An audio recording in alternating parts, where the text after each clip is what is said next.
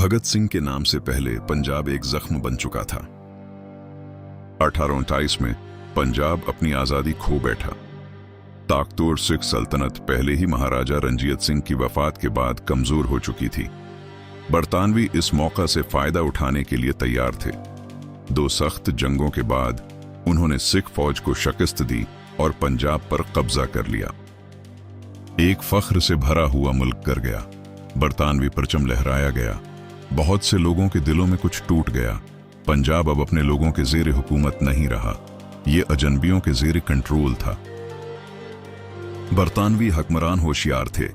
वो समझ गए कि पंजाबी बहादुर और मजबूत हैं। उन्होंने सिर्फ खौफ का इस्तेमाल नहीं किया, बल्कि हिकमत अमली अख्तियार की। उन्होंने पंजाबी नौजवानों को ब्रिटिश इंडियन आर्मी में भर्ती किया। उन्हें मार्शल रीस कहा गया। उन्हें यूनिफॉर्म तनख्वाह और इज्जत दी गई। आहिस्ता आहिस्ता बहुत से खानदान फौज की नौकरियों पर मुनहसर हो गए। इसी दौरान बरतानवी ने नहरें और रेलवे बनवाए। उन्होंने कहा कि ये तरक्की ला रहे हैं, ज़राअत बेहतर कर रहे हैं, लेकिन हर चीज का एक मकसद था, कंट्रोल। जमीन पर काबू, पानी पर काबू, लोगों पर काबू। पंजाब किसानों की जमीन थी। मर्द सूरज निकलने से पहले उठते और सूरज गुरूब होने तक काम करते। खवातीन उनके साथ खेतों में खड़ी रहते।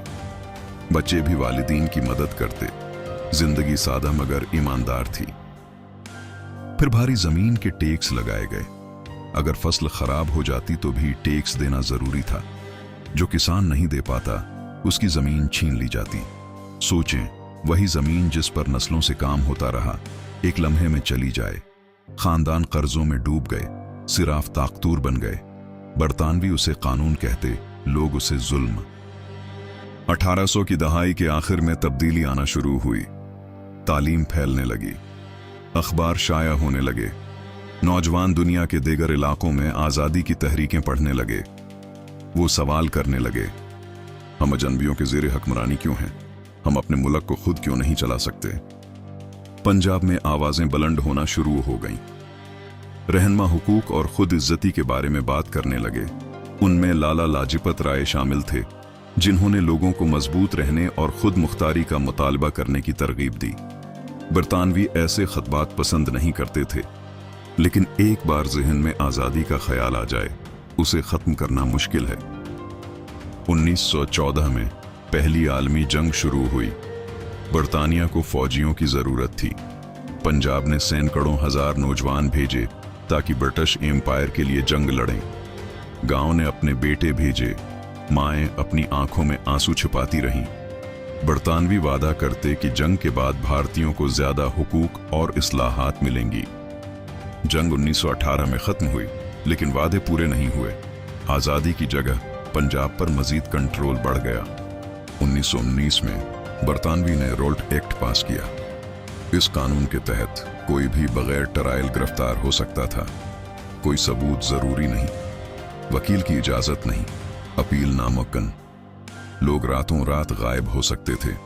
पंजाब में खौफ फैल गया, गुस्सा अभरा। पुरअमन एहतिजाज शुरू हुए। लोग इंसाफ का मुतालबा करने के लिए जमा हुए। वो इज्जत चाहते थे, वो सुना जाना चाहते थे। 13 अप्रैल 1919 बैसाखी का त्यौहार। हजारों लोग जलियांवाला बाग, अमृतसर में जमा हुए। कुछ रोल्ट एक्ट के खिलाफ पुरअमन एहतिजाज के लिए आए, कुछ त्यौहार मनाने आए, सियासत से बेखबर। अचानक बरतानवी अफसर जनरल रेजिनाल्ड डायर अपने फौजियों के साथ बाग में दाखिल हुआ। बगैर कोई इंतबाह दिए उसने अपनी फौज को गोली चलाने का हुक्म दिया। गोलियों की बारिश हुई। मर्द, औरतें, बच्चे बेसलाह। निकलने के रास्ते तंग और बंद थे। लोग खौफ में दौड़ने लगे। कुछ दीवारें फलांगते हुए गोलियां लगने से जान बेहक हुए। कुछ एक दूसरे के ऊपर गिरे। कुछ ने बचने के लिए कनुओं में छलांग लगाए। कुछ ही मिनटों में जमीन लाशों से ढक गई। सैकड़ों हलाक, बहुत जख्मी। इस दिन पंजाब के दिल में कुछ मर गया। बरतानवी इंसाफ पर एतमाद खत्म। खौफ आहिस्ता आहिस्ता गुस्से में बदल गया, दर्द इज़्म में। इनमें एक 11 साला लड़का भी था, भगत सिंह। जब उसने कत्ल आम के बारे में सुना वो लर्ज गया। कहा जाता है कि बाद में उसने उस जगह जाकर खून से भीगी जमीन के कुछ हिस्से को बोतल में जमा किया। उसके लिए यह सिर्फ मिट्टी नहीं थी, बल्कि यादगार और वादा था। कत्ल आम के बाद महात्मा गांधी ने नॉन कोऑपरेशन मूवमेंट शुरू की। उन्होंने भारतीयों से कहा कि बरतानवी स्कूलों, अदालतों और अशिया का बायकाट करें। बहुत से तलबा ने कॉलेज छोड़ दिया, वकला ने काम बंद कर दिया, गैर मुल्की कपड़े जलाए गए। पंजाब ने जोश व जज्बे के साथ जवाब दिया। कुछ वक्त के लिए उम्मीद वापस आई, लेकिन 1922 में जब हिंदुस्तान के किसी और हिस्से में तशद्दुद हुआ, तहरीक अचानक रक गई। पंजाब के बहुत से नौजवान मायूस हुए। वो सोचने लगे कि शायद आज़ादी सिर्फ पुरअमन एहतजाज से नहीं आएगी, शायद बरतानवी सिर्फ ताकत को समझेंगे। खफिया गरवा बनना शुरू हुए। नौजवान रात को खामोशी से मुलाकात करते, दूसरे ममालिक की इनकलाबी तहरीकें पढ़ते, कुर्बानी और बहादुरी की बात करते। वो यकीन करने लगे कि अगर जुल्म पुरअमन एहतजाज से नहीं रखा तो मुज़ाहमत को मजबूत होना पड़ेगा। 1920 की दहाई के अवाइल में पंजाब तनाव और बेचैनी से भरा हुआ था। किसान तकलीफ में, नौजवान बेचैन, सियासी रहनुमा पुलिस की नजर में। गुस्सा खामोश मगर बढ़ता गया, और उसी माहौल में एक नौजवान लड़का बढ़ रहा था। भगत सिंह 1907 में पैदा हुआ। उसका खानदान पहले ही बरतानवी हुक्मरानी के खिलाफ था। उसके वालिद और चचा सियासी जदोजहद में शामिल थे। घर में कहानियां एहतजाज, गिरफ्तारी और कुर्बानी की थीं। वो परियों की कहानियां नहीं सुनता था, बल्कि आजादी के किस्से सुनता था। जब भगत सिंह बचपन में था, पंजाब पुरअमन नहीं था।